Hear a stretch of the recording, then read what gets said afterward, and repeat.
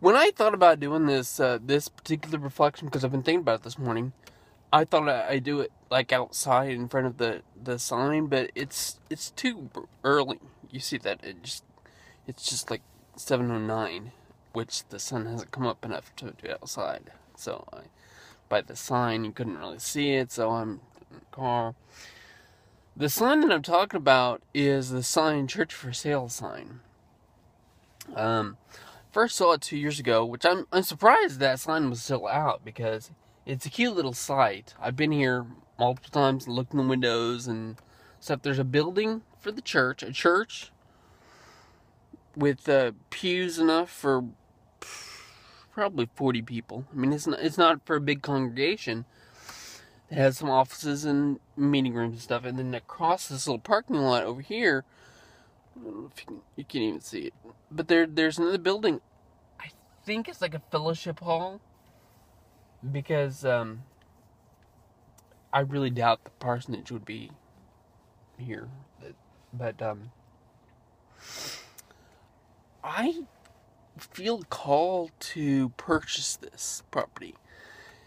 About 10 years ago, I started to accept the option of being a pastor. See, I've been called to pastor a small church when I was a little kid, but I always ignored it, completely ignored it. It wasn't even an option. But 10 years ago, it became an option. I thought, I could do this. I mean, I know I could preach. Preaching and pastoring is different. Preaching is talking. I've given little sermons. I've written really good sermons. People listen to me when I talk. When I talk on stage, normally they don't probably listen to me as much, but I can speak with authority when I want to, or when I practice and stuff. So preaching is different than pastoring. Is a leadership thing. Pastoring a flock would be being responsible for this congregation of people and helping to lead them to something better. I really feel that's where I'm called to be. 10 years ago, I was in the United Methodist Church, and I started going to school, to theology school, and so I was actually 2 years into my Master's of Divinity. That's what it's called. And you had to have a Master's of Divinity to, well, I don't know if you had to be one to be ordained United Methodist, but because there were some people who didn't go to school, but it was part of the track towards that. And a committee of, I don't know, United Methodist people, they said, oh, you're not yet, you're too young, or whatever. So, okay. The next year, I went before a committee, and it was a different group of people. After 15 minutes, because it's not like it's an extensive interview or anything, they just ask you a few questions, and they determined that God had not called me to be a pastor. Or maybe how they phrased it was, God has not called you to ministry. And that discouraged me, and I ended up dropping out of school. I ended up changing denominations. And life happens, you know, you have to work to make money, to pay the bills. So I just haven't started a church, but I've always thought about it. It's always been an option. Now, 10 years ago, I thought, small town, I want a rural church, you know, because I like rural people. I mean, rural people are really nice.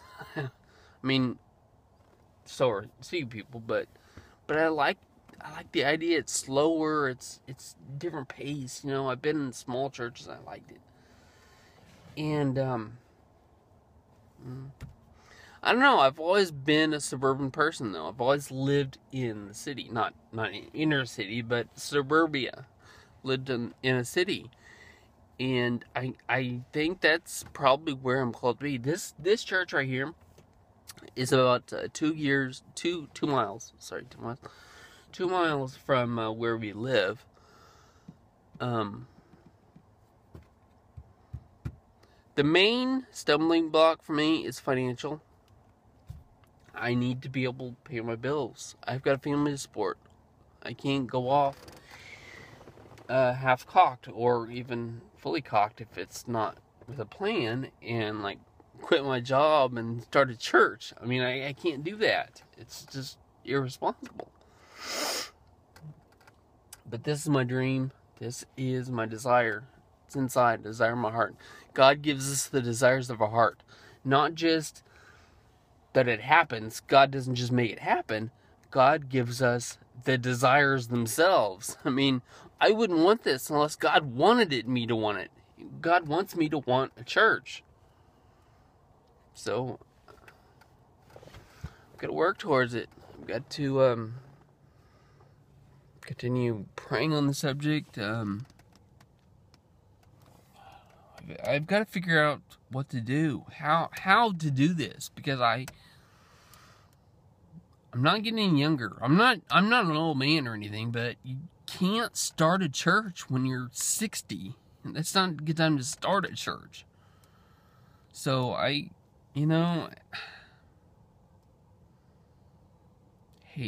I don't know. Maybe